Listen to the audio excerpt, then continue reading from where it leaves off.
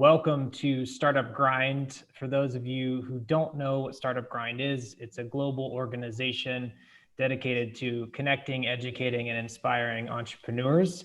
My name is Lucas Latour, and I'm the host for this evening's event. And in my day job, I am product evangelist at AWH, where we make custom software products for people. So if anybody has questions about software, you can hit me up after the event.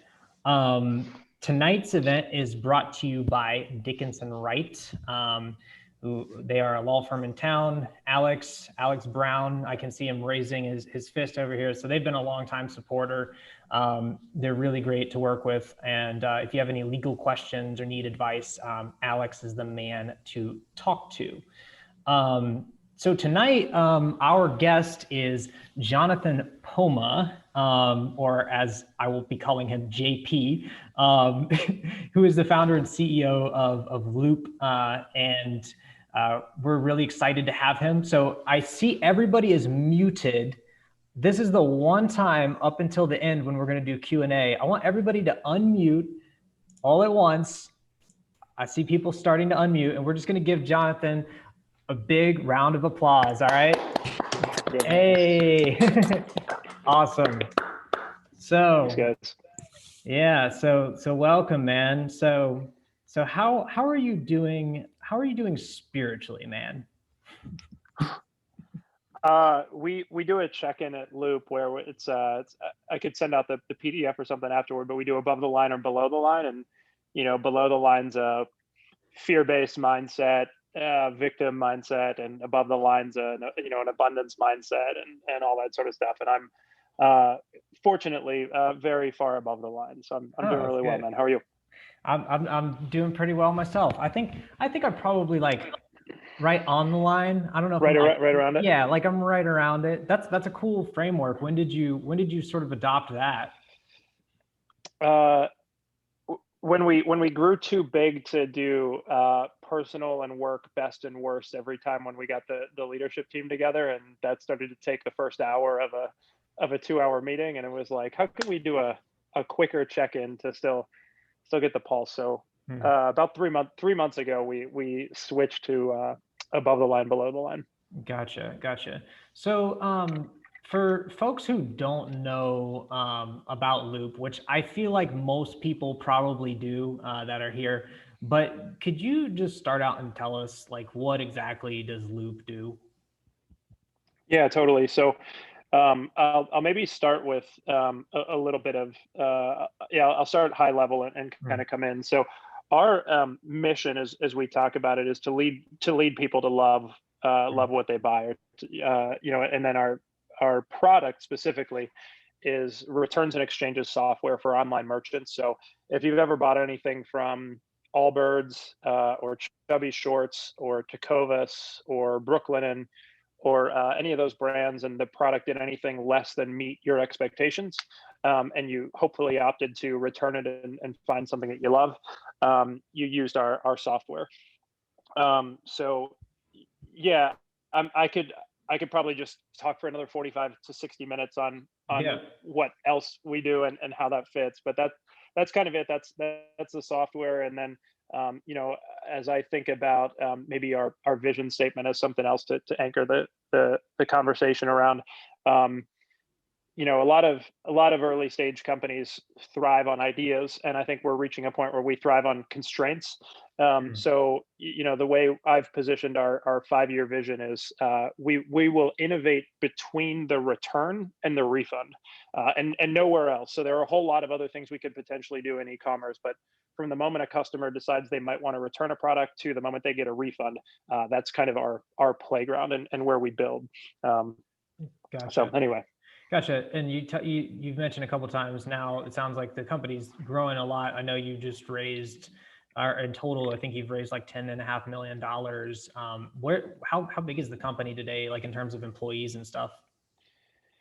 Yeah, we are 65 folks today, 65 Woo. humans. We started 2020 at 21 humans. So just about tripled the business in the last 3 or in the last year. Okay, that's insane. And I actually didn't know that. I should have done my research. That I didn't know you It's had all good. 65 people. Um, so I guess what other, so now that you're that big and you're, you're running the company, I guess my first question on this is, how does your role as a CEO slash leader like change from when you're like starting out kind of small as a small team to growing to the size that you are now? Actually, legitimately phenomenal question. Significantly is high level how it changes. There's this thing called the founder's trap, uh, and I'll share my perspective on the founder's trap, and I'll share some perspective that our Series A investors shared, which is, he said, Jonathan, companies grow faster than people do. My great founders buck that trend, and my best founders help their leaders buck that trend as well. Um, and that's been super motivating to me. And so I legitimately recently asked, as we tripled the business and just hired our VP layer, asked him and my executive coach both, how should my job change now, heading into 2021? And I'd be paraphrasing and combining and synthesizing their responses. But at a high level, my shift went from 80% down and into the business, 80% down and in, 20% out and up, and flipped to 20% down and in, 80% out and up. And then that's maybe a little high level. So another way of saying it is like all the things that I built my career on, and all the things that I got recognition for, and all the things that helped me start the company quickly become the things that will destroy your company. So me being a salesperson, and me being a product person, and me being an accounts person, if I continue to do those things, will only undermine the company and stop us from growing. So when I think about what down and in looks like now, it no longer looks about weighing in with opinions about what we should be building. Um, it really has to do with setting very clear expectations, and having a way to inspect for performance against those expectations. And I kind of think of all companies as solving problems, and two things matter: results and behaviors. So results in the I'm sorry expectations in the results category have to do with OKRs, and then expectations in the behaviors category has to do with core values. So I essentially spend my time making sure that everyone knows what living our core values looks like, and achieving our strategic plan looks like, and being as clear and kind as possible when expectations aren't being met. Hmm. Okay, so that sounds like you've got some pretty good, interesting guidelines around, when to kind of step in, because you have the expectations around OKRs and stuff like that, and the values. So is that really the only time that you're like diving into to really go into the business? And like, what, I guess, like, what does it look like to be like up and out of the business? What are you doing on that end? Yep. Yep. Goodness. So uh, I I live most of my life telling stories, so bear with me. Hmm. I'll tell a story. So there's a guy in Columbus named Larry English, runs Centric Consulting. Um, really successful leader, really great human.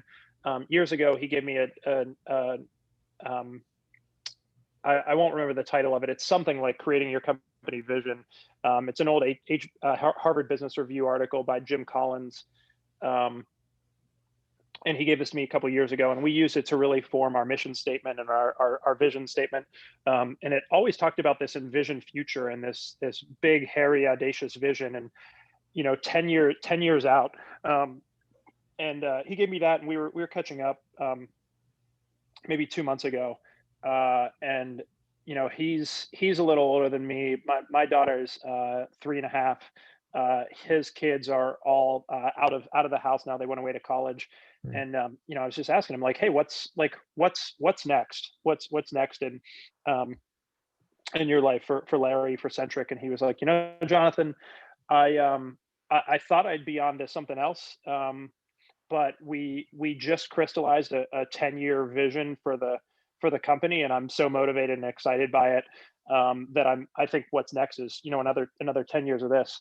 And as I think about the business, like coming up with a plan that lasts 12 months and that we stick to and don't blow up 4 months in is hard enough. And then coming up with a 3-year vision is even harder. And we've just kind of gotten the company to a spot where we have a 3 to 5 year vision, and we know what that looks like in terms of headcount and revenue and where we're going to focus the product. And I kind of said to him, like, Larry, I can't even see 3 years ahead. How have you built a 10-year vision for the company? And we talked, and I guess I'll fast forward to the result. But he said, you have to start with what you think the world looks like in 10 years before you can figure out what you think your company looks like in 10 years. So recently, and we talked a little bit more, and he was like, okay, so if you think you've got a perspective on what the world looks like, and then have a perspective on what your industry looks like, and then have a perspective on what your industry would look like if it was awesome, and then try to figure out how your company and what you're doing today can help make that world better.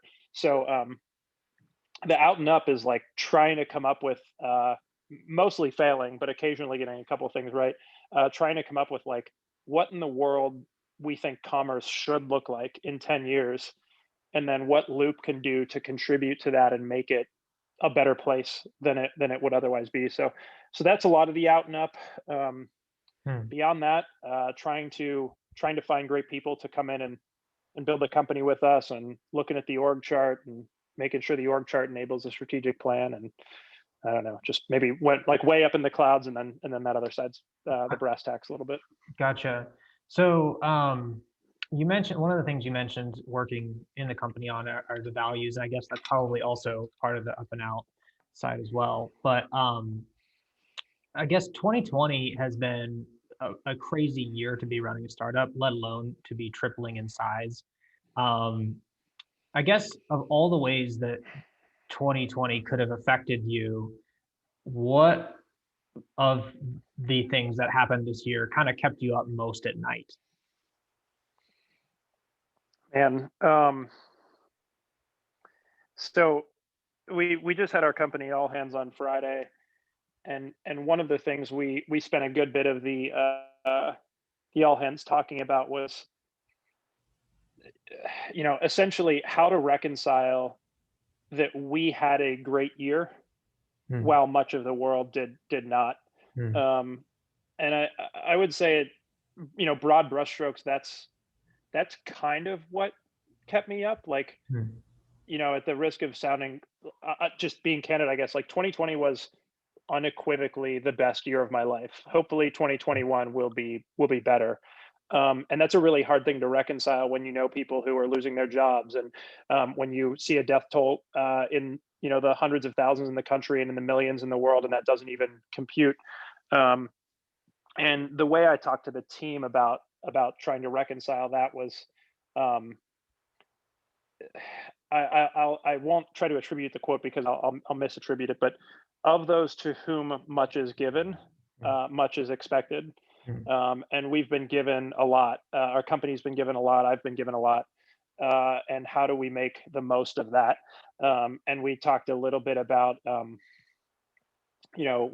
of the things that I've taken from the year and applied, and I hope that our team applies, is we talk a lot about sphere of control, sphere of influence, and then sphere of concern.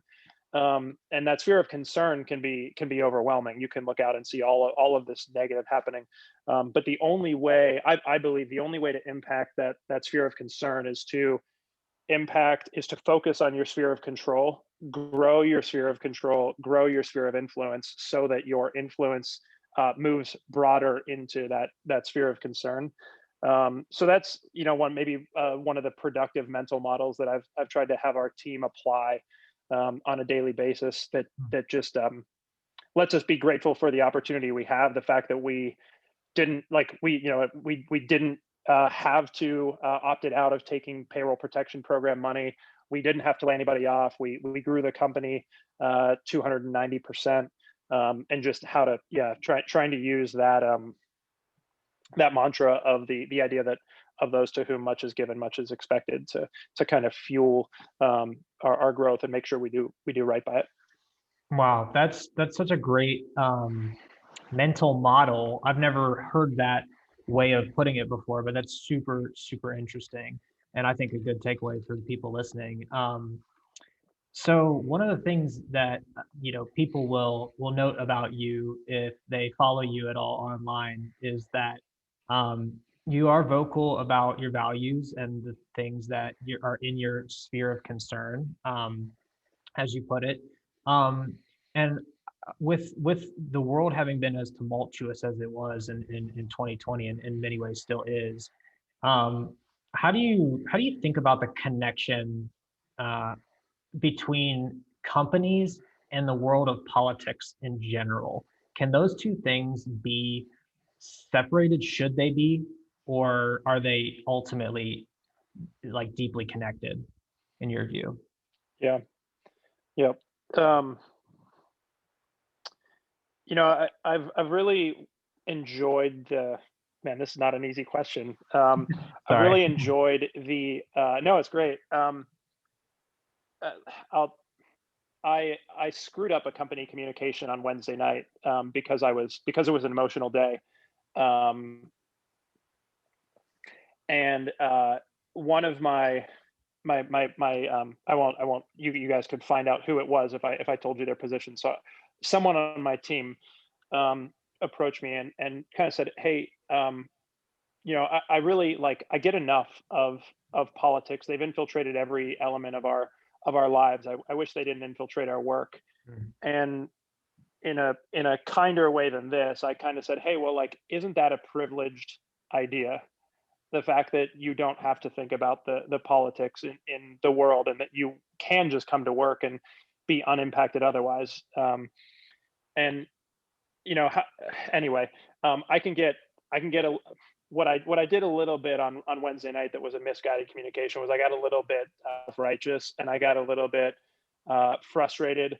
Um, and it was a long emotional day, and my communication wasn't as calibrated as I had intended it to be. Um, and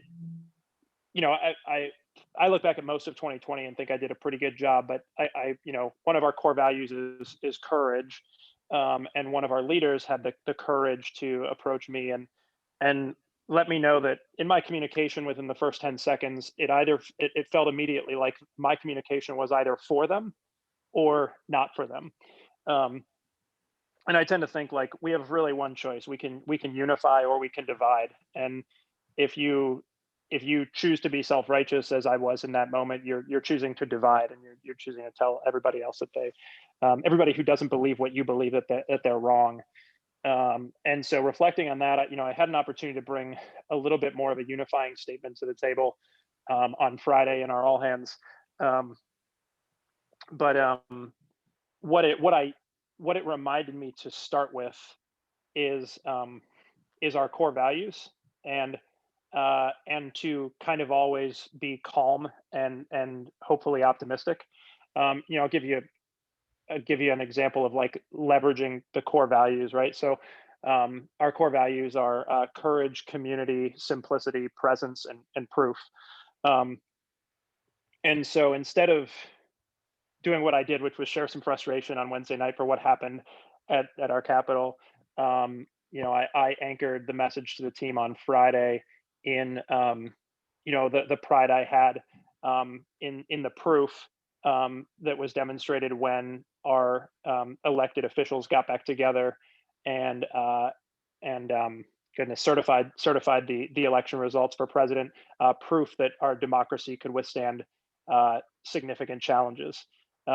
Community, that 100 plus individuals across, or hundreds of individuals across both the House and the Senate, with different backgrounds, different beliefs, and different experiences, were able to come together and put the country first, in seeing that through. And courage to, after a tumultuous day where they weren't sure what was going to happen, and something unprecedented in our lifetime, they were able to come back, go back to where all of this had happened, and finish the job. And that was just such a such a more optimistic lens. That was an above the line communication, whereas my message on Wednesday night was a below the line communication. So, stay above the line, anchor it in core values, and try to be a little bit optimistic. And it was just such a, I was still able to walk the line of making my beliefs about our federal leadership and all that sort of stuff clear, without kind of alienating folks, and just providing a message of a little more unity. So I think, for a tall white guy like me, I could talk all the time about how annoyed I am that politics have to come into play. But I think we've got a responsibility to do a little bit better than that. And I can, leverage a little bit of my privilege to, to hopefully make it a safer space to have some conversations and talk about some tough things. So, as a leader, you one of the things I noticed about you is that you seem very intentional about really all these aspects of your business, the values, the way you communicate, the team, the place of the business, the world, all these things. How did you sort of learn to be this way, and like how do you learn to be like that? Yep. Yeah. Another great question. I'm glad I talk about things like this and have an opportunity to bring a reasonably calibrated thought. I think, honestly, just screwing it up is probably the easiest answer. A maybe better vernacular for it that my executive coach uses is touching the flame, Hmm. and getting burned. Um, you know, I I worked at a shop here in town. Was fortunate enough to work at a shop here in town in my mid 20s. I joined as their 11th hire, and I thought I knew everything, and I thought I was smarter than them, and I thought that I could run their business better than they did. And when they did stuff I didn't agree with, I would kind of talk crap about the decisions they were making in the business. And there was all this, that's like toxic. It is culturally toxic to do that. And actually, I'm still great friends with both of the founders today. But I toxified my relationships there. I thought I knew it all. I went on to I guess you guys could look all this stuff up. That was Dynamit. Hmm. Then went on to Homage. Toxified my relationships there because I thought I knew it all and disagreed with the decisions they were making. And then after, in the span of 3 or 4 years, um, kind of leaving both of those companies that at one point I said I loved and was really excited about. I had an opportunity to start my own thing, and my wife kind of said, like, well, look, like you can either like talk about how you think you should be the person to make these decisions, or you could actually do it. And she kind of pushed me into starting my company. And then I screwed that up and screwed up. I exited one business partner. We actually still have a good relationship. I split up with another business partner, and we don't have a great relationship. I, lost. I sold my company to a competitor, and went through a private equity sale. And I would say, like, in screwing up all of the things I screwed up in leadership, I learned, oh man, maybe I should be a little bit more intentional about this. And I'd even liken that back to like being 25 and having somebody come in and ask me what our company mission was and what our core values were and what our vision statement was, and me rolling my eyes at those things and saying, come on, like, we have work to do. Like, I'm trying to build the business, trying to do all these things. And then, fast forward 10 years later, and it's like, oh wait, those are the things that matter. So honestly, just touching the flame and getting burned and Hmm. screwing it up enough to know that you don't want to do those things, and hopefully trying to pay that stuff forward. Right. And I think that's like the challenge of life, right? How do you take the lessons you've learned and help other people learn them without having to get burned as deeply or as badly as you did along the way? Yeah. So do you recommend using things like executive coaches or trying to develop mentorship relationships and that sort of thing? I guess what of those do you utilize most? Uh, I don't have any formal mentors, but I certainly I certainly communicate with a lot of entrepreneurs on the regular. I I don't I think that I could work for somebody else. I don't know, but I do know that I would only work for someone else that had that had a coach. Hmm.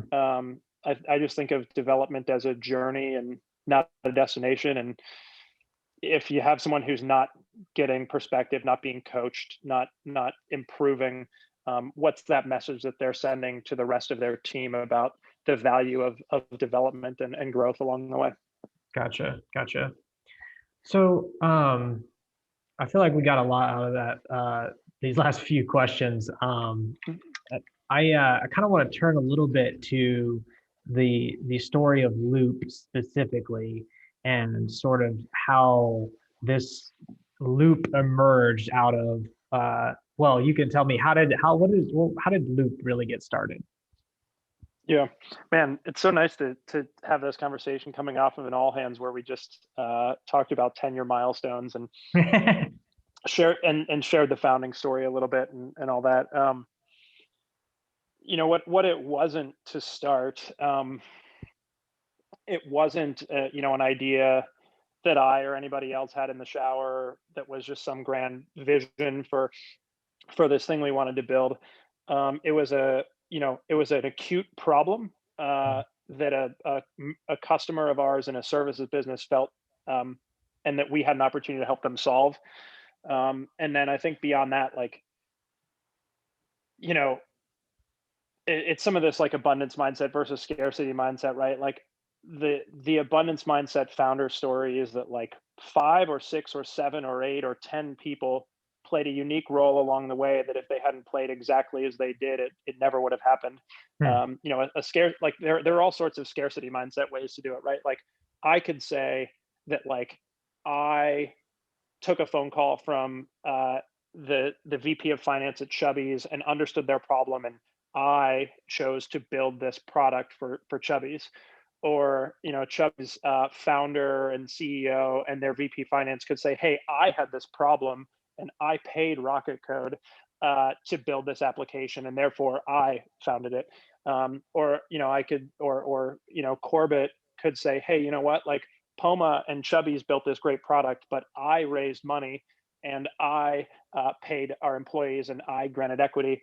Or a couple of our founding engineers could say, "Hey, like Poma wasn't willing to build this along the way.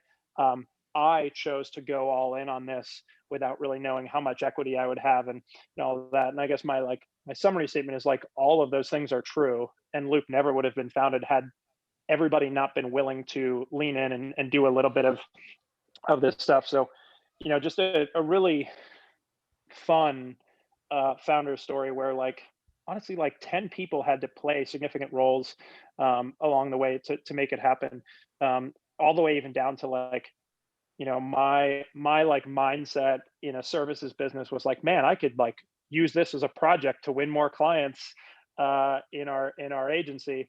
And the CEO at Chubby's was like, "Hey, like I think this should be a software company. I think it's bigger than what you see here." And so we all played this role, but ultimately, it was Chubby's Shorts, who was one of the original Shopify Plus merchants, had this problem. Their CX team was placing orders through the front end of the website and using discount codes and inflating their analytics and their conversion rate and their revenue. And it wasn't scaling and it was taking up their time. And, it just, as the business was growing, it wasn't going to scale.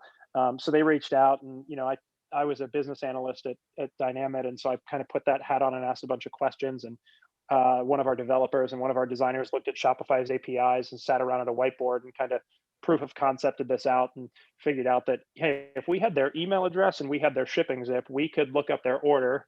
And then Shopify has an order create API. So we could, create orders. We could, look up all this stuff. We could access inventory levels. We did that in 2015. About a year later, we saw that it was delivering great results for Chubby's. We launched with Allbirds and Cotopaxi and Hari Mari a few months later. Saw the same things were true there and kind of used that. Hey, we had this N of 1, the sample size of 1 with Chubby's. Then it became an N of 4 with these other 3 merchants. The same ways we were delivering value for Chubby's were demonstrated here. And that became the story we used to raise raise our initial round of funding. Gotcha. Wow, dude, there's so much in that answer. I feel like I kind of want to ask you about the abundance mindset versus scarcity mindset, and how that.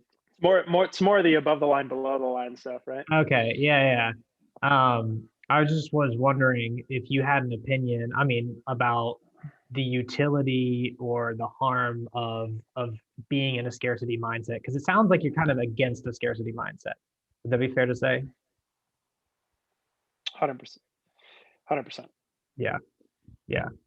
I think it's yeah, I mean, I even in interviewing candidates, so anybody who's going to come work at Loop, as of like 3 months ago, I take the final interview with, and I'm certainly asking a couple questions along the way. But one of the things I'm listening for when I ask them the questions is, do they say like I, or do they say we? And I'm just listening to make sure, like, do they take credit or do they give credit? Are they part of a team, or are they the person who did something? And I think that you can get really far with a scarcity mindset and with a chip on your shoulder and with wanting to prove yourself. Um, but I don't.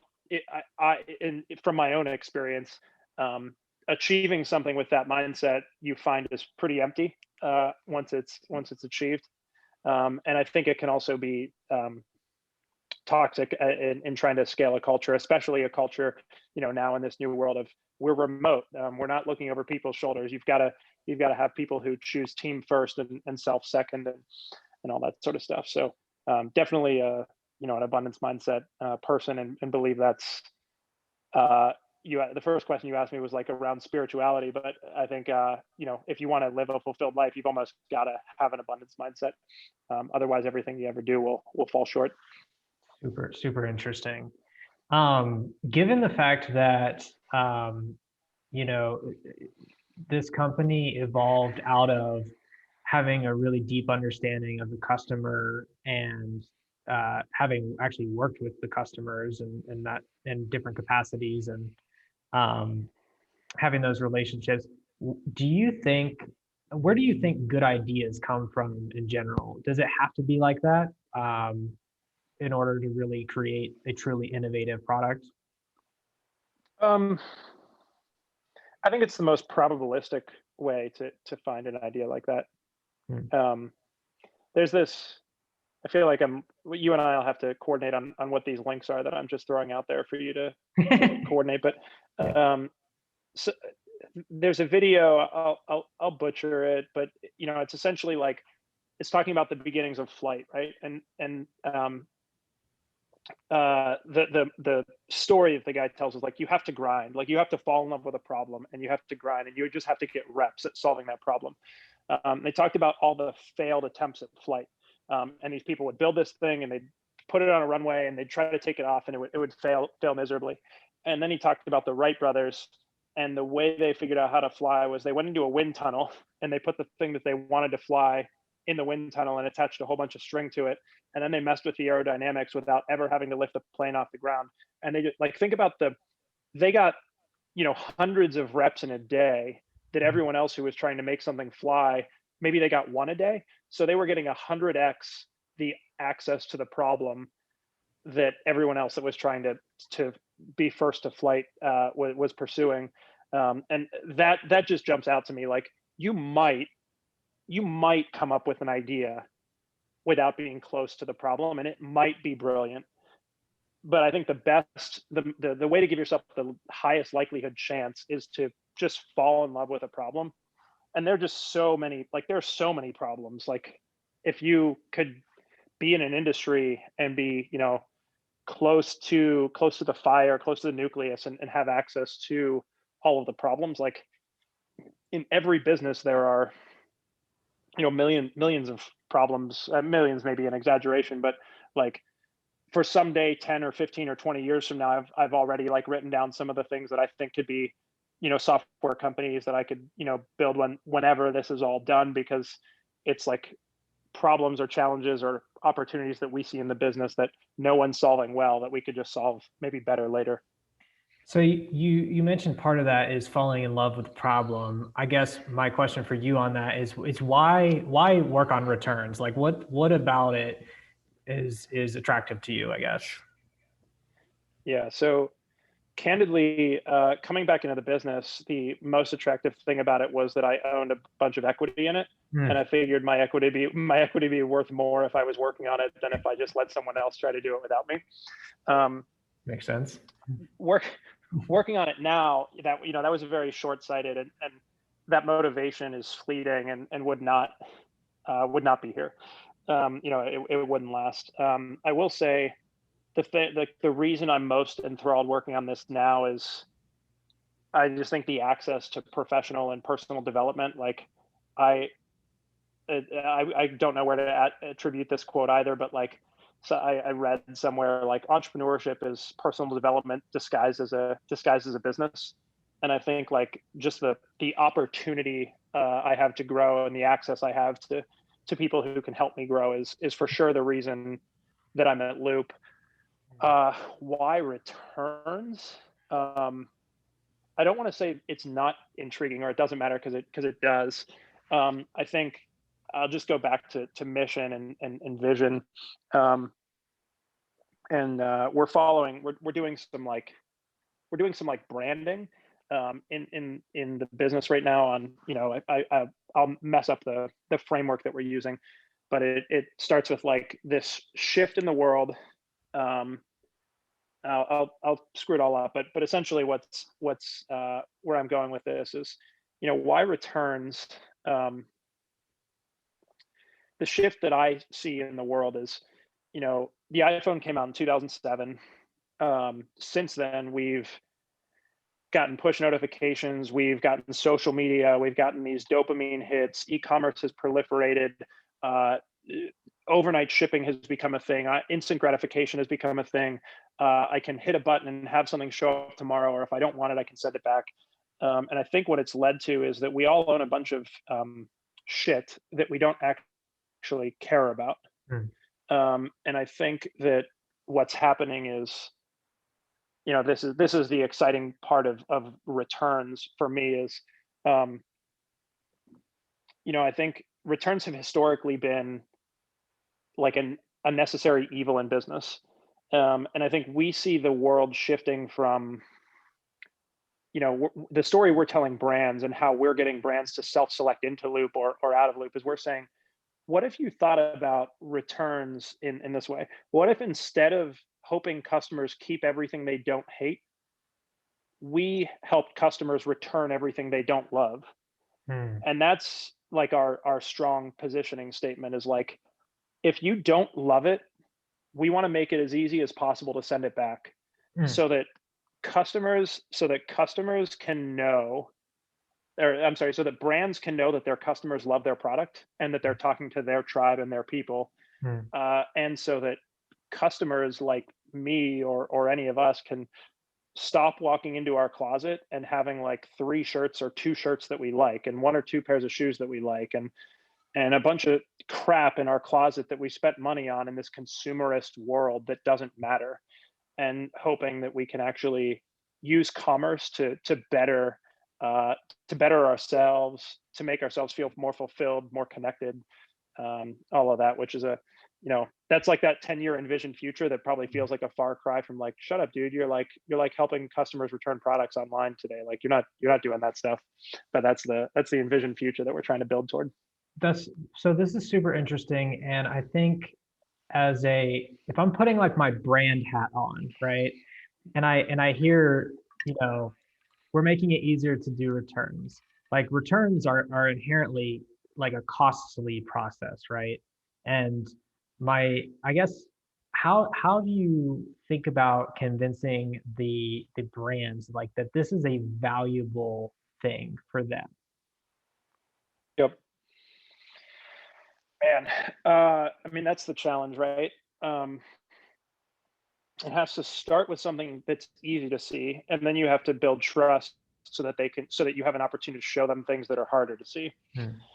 So the things that are easy to see are that Loop can diminish refund rate, and that if you install Loop, instead of 80% of your returns resulting in refunds, maybe 60% of your returns result in refunds. And if you're a $10 million business with a 10% return rate, that means $1 million is coming back in returns.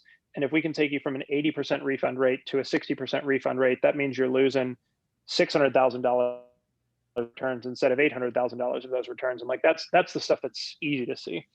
Um, the stuff that's a little bit harder to see is, that we drive lifetime value higher, and that customers who touch Loop are more likely to spend more money more frequently with you than customers who don't, because they trust your brand and they know that if they find something that they don't love, you can help them. You can help them get it back more easily. But then the stuff that's even harder is like, hey, what if we told you that like you should actually reach out to customers and say, hey, Lucas, do you that shirt you just, if you don't love it, send it back. We want to get you something that you're going to love.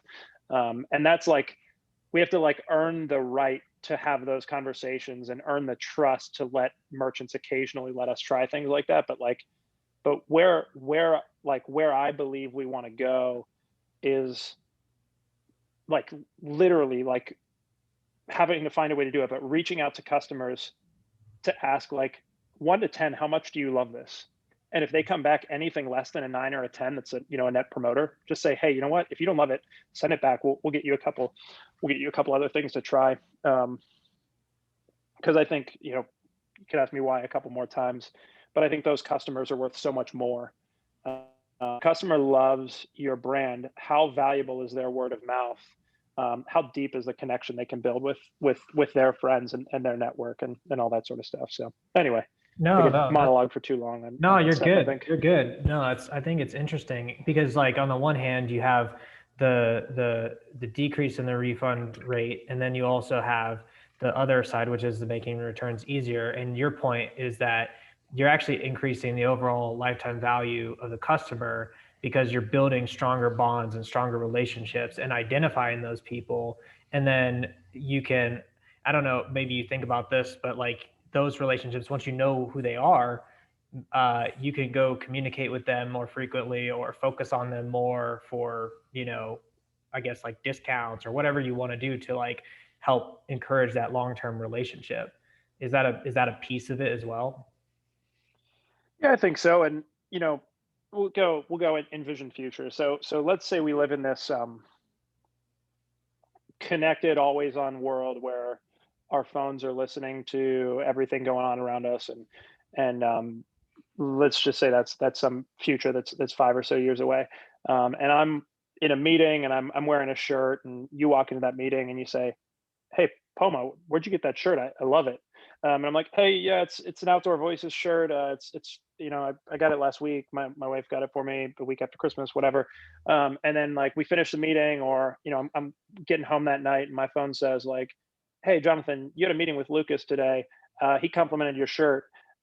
His 1-year anniversary of your company's coming up on Friday, and his birthday is in 3 months. Like, do you want to get him a shirt like that from Outdoor Voices for his 1-year anniversary with your company?" And like, it's like a little maybe far fetched, and maybe it's irrelevant, but what that is like a little window into some envisioned future for commerce where it actually helps you be a little bit more mindful. It helps you connect with people around you, and it lets you like think about like the I mean, people say this all the time, but like if you want to feel good on like a Wednesday morning, drive through Starbucks and buy a coffee for the person behind you, and they'll never know you, like they'll never say thank you. You'll drive away, and I promise you'll feel better. And like that to me is a really simple lens into the truth that giving is better than receiving. And like, try that where I'm in that meeting, it tells me that your 1-year anniversary is coming up and encourages me to get you a gift, and then I get you that gift, and I will feel better. We will have a deeper connection. That brand will have gained a new customer.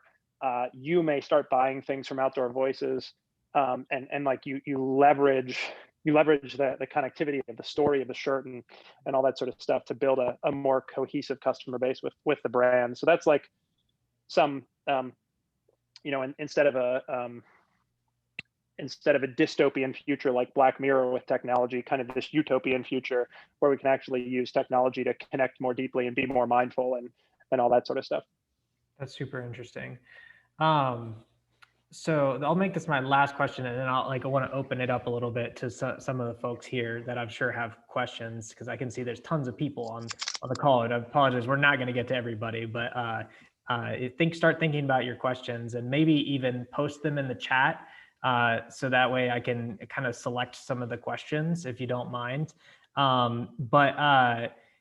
So do you think that retailers or brands, or however you want to categorize them, are thinking, it's because I feel like they think a lot about acquisition of customers. You dump all this money into like Facebook ads and Google ads and all that sort of stuff. Do you think that their focus is somewhat misplaced, as that being the value driver for their company?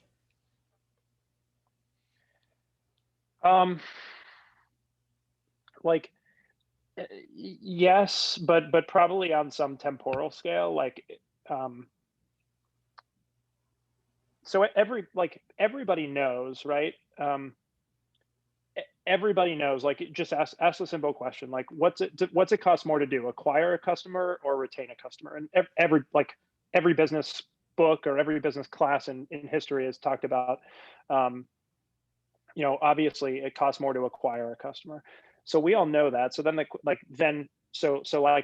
5 whys of product management as a mental model. Well, what's the next why, right? Like, if we know that it costs more to acquire a customer, then why do we invest more in acquiring customers? And honestly, it's something like $3 trillion a year in the US is invested in acquiring customers, and the number invested in retaining customers is some level of convoluted and non-existent, that it's not even, you can't even talk about it in the tens or hundreds of millions, because it's spread across a bunch of things.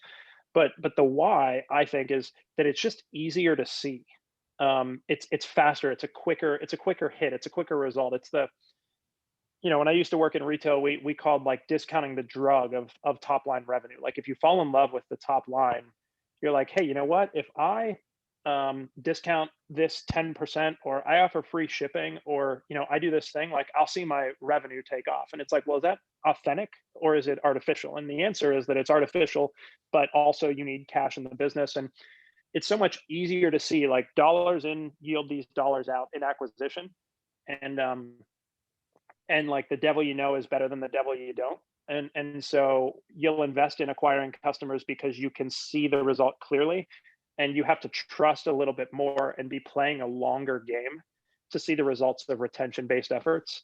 And then if I were to get into like a little bit of like a below the line mindset, most businesses aren't run sustainably enough to be able to shift their focus from the short term to that long term. And ultimately, the payoff of investing in retention is, let's say the payoff of the short-term investment in acquisition is X. I mean, what's the payoff in investment in retention? Is it like, you have, like, on a time scale, do you have to wait 4X? Do you have to wait 5X? Like, I put $1 into acquisition and I see the payoff in the same day. Yeah. Spend this money on Amazon, spend this money on Instagram, get this customer today. Invest this money in retention today, and it pays off when? In 2 days, in 10 days, in 3 months, in 6 months, in a year. And most businesses don't have the good fortune or the luxury, in my opinion, of being able to sustainably invest in the long term. So it's not I think an either or, but you kind of have to shift, maybe to try to perhaps poorly bring some of this stuff full circle. The 80-20 flipping again. So instead of 80-20 acquisition, flipping to 80-20 retention with some certain level of scale. Gotcha. All right. Well, so I want to turn a little bit to these questions that people are throwing in the chat. So feel free to keep throwing them. And I think, Paul, can you see these as well? I feel like you can. I can. I have to. I use my iPad because weirdly my internet's more reliable on iPad. But I can pull them up, but then it covers all your faces. It's all good. I can just sort of pick some. Let's see here. With such a fast and high growth process, like over the last year, like, how did you make sure that you brought the right people on board, especially because everything's remote? Like, how did you kind of think about hiring in that environment? There's so many. This could be a longer answer, but I'll start with the short answer, which is like starting with core values, and then setting clear expectations. So like, the death of any company to me is a lack of clear expectations and a lack of intentionality. And so use like we'll talk about a product person, and let's take like a product manager and the core value of simplicity.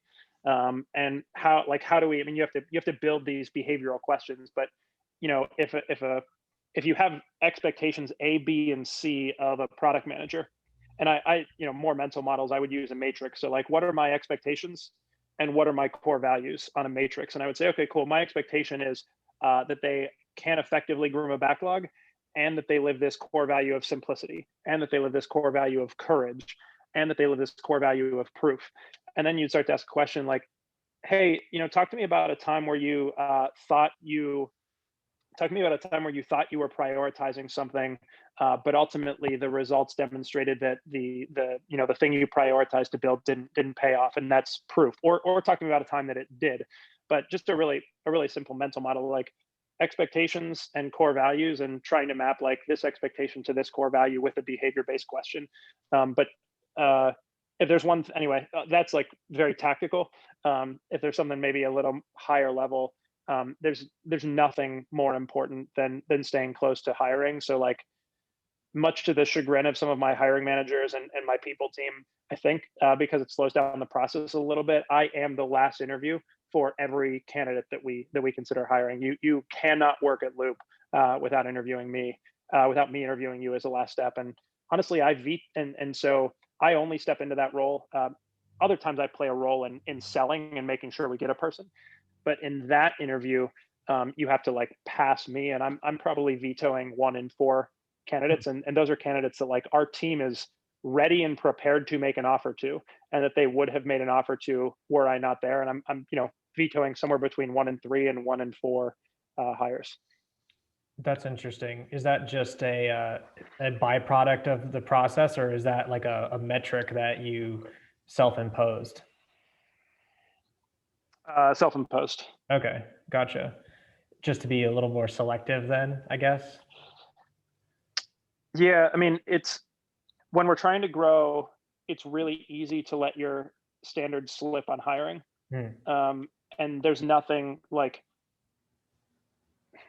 like you only scale through people. And hiring the wrong person is something you won't see for 6 months and that you'll pay for a year. And so it's just the highest leverage area for me, in my opinion. It's the highest leverage area for me to inject myself, and then understand whether or not my hiring manager and I are speaking the same language. And I think that conflict, right? Like, hey, I wanted to hire this person and you said no. It forces a conflict for us to find alignment and make sure we're actually inspecting for the same things and the people we're looking for.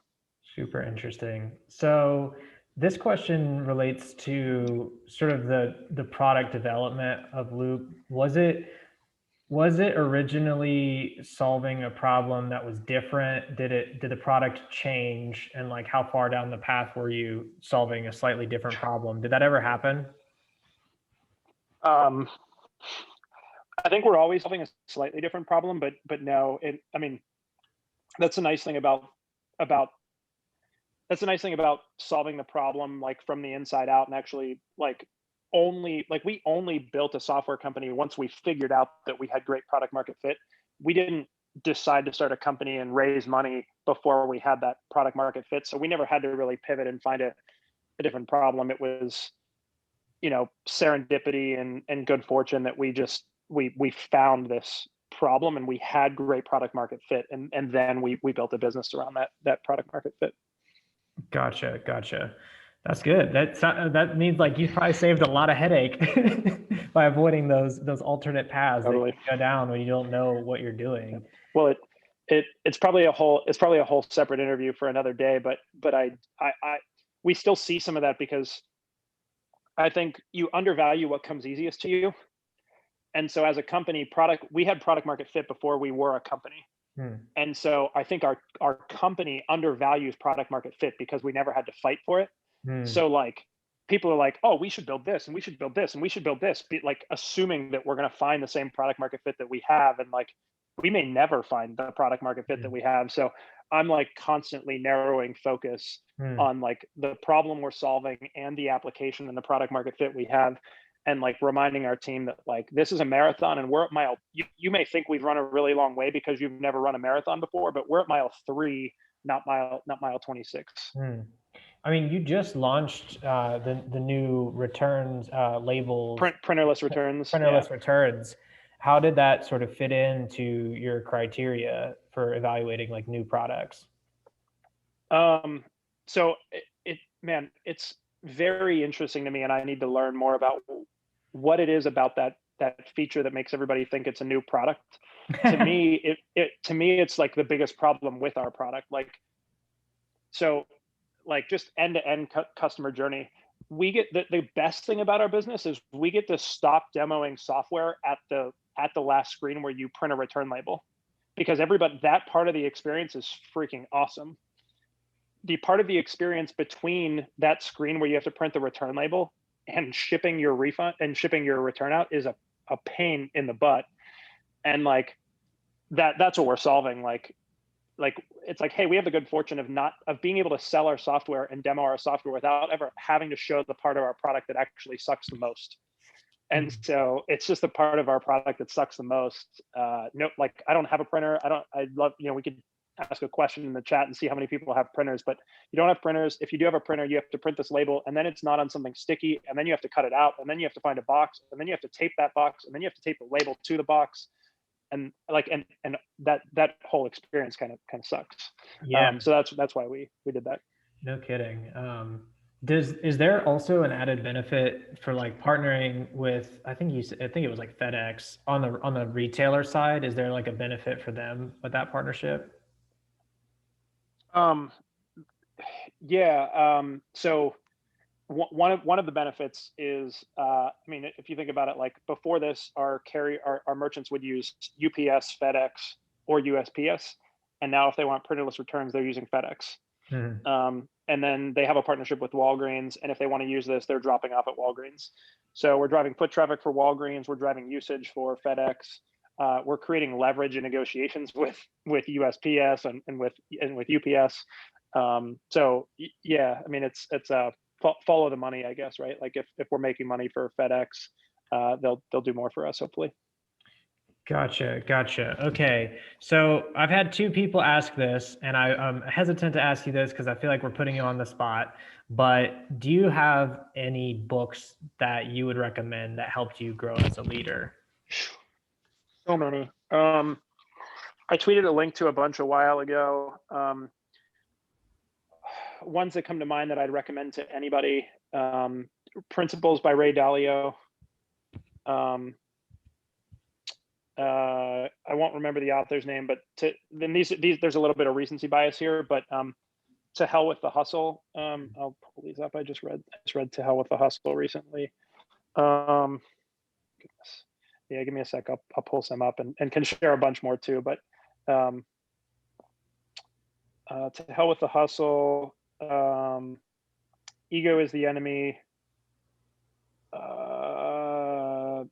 Daily Stoic's not really a book you read straight through, but Daily Stoic. The Art of Learning is really good. The Ruthless Elimination of Hurry. I've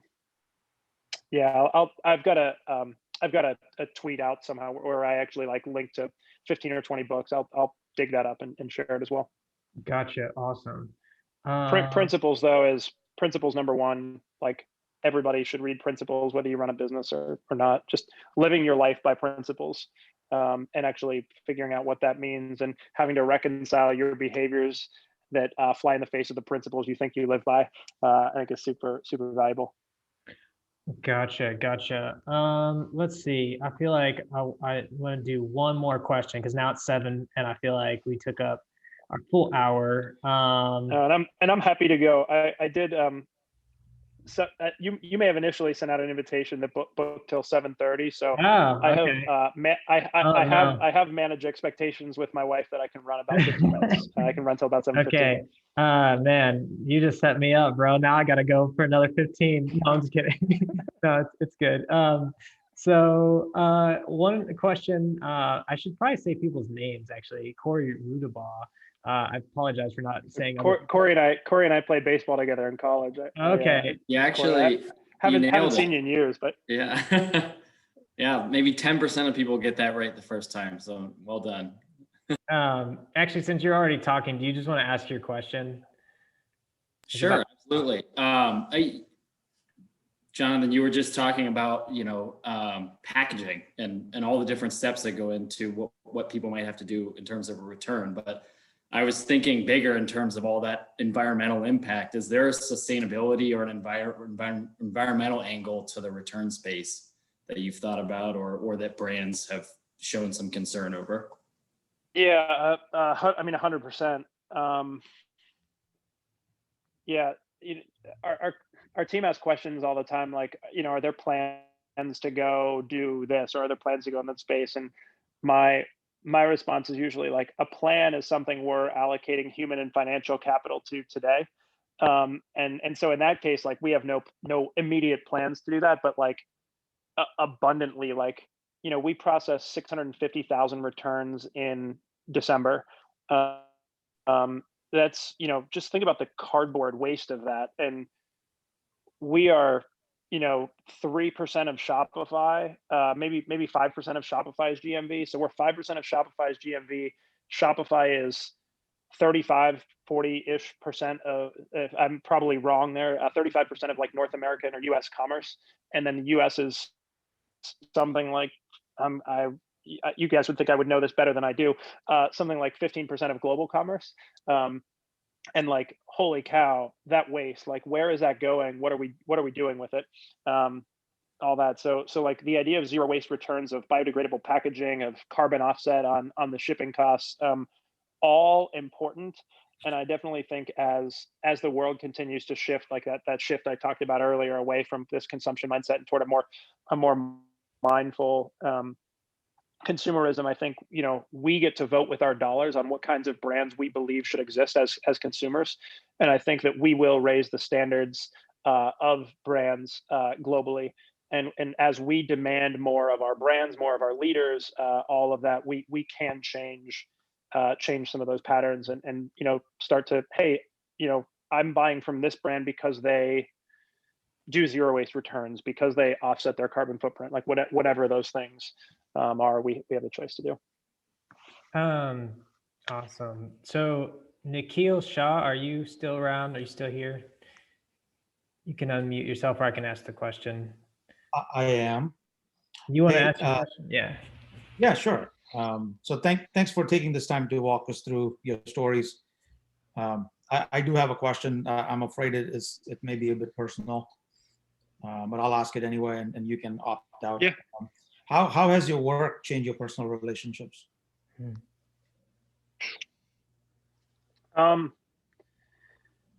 Man, I think it's all personal development, right? So like my work is personal development disguised as a business. Man, I guess I would say, in like the most positive way, and I'll have to elaborate on it a little bit, but it's this abundance mindset maybe, but it has freed me of expectations, and therefore I think made me a lot happier. And like, man, so my wife and I have been married 10 years. I'm only 35. We got married at 25. I don't know, maybe you guys were way better than me at 25, but I was an idiot at 25, definitely still an idiot at 31 or 32, a little bit less of an idiot today. But like, for the years I dated my wife, and for definitely still an idiot. Thanks, Clay. For the first kick him out. Kick Clay out. I'm just kidding. I'm just kidding. For honestly, for like the first 5 or 6 years of my life, or my marriage, I thought I deserved things from my wife, and I would keep score. And if I did this, I deserve that, blah blah blah. And if you want to lead an unfulfilled life and an unfulfilled marriage, keep score and think about all the things you deserve. And I would say since then, what's changed the most is like, yes, I screw stuff up along the way, but like my general mindset is like, my wife owes me nothing, and I'm going to give to her without expectation. And like, holy cow, is my life better and my relationship with her better, and all of my relationships are better just learning to give instead of take. That's good. Thank you. All right. Well, Yeah. folks, we've reached the end of our question list, and JP, we appreciate you coming out. Folks, if we could just give him one more round of applause. I see people. Yay. Awesome. Yeah, this is. Thanks, guys. This was fun, and Lucas, thanks for bringing real questions. It's way more fun to talk about life than business.